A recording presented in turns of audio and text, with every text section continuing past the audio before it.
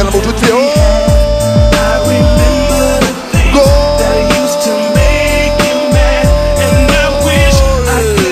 في وقت كنت أقول بأن ستيف موندوندا مخطئ في المكان الموجود فيه، يفعلها كريستيانو رونالدو ويفتح مجال التسجيل. سيناريو كارثي بالنسبة لمارسيليا، لم يكن متوقع تماما. لا لا لا لا لا لا يا ستيف موندوندا أين كنت؟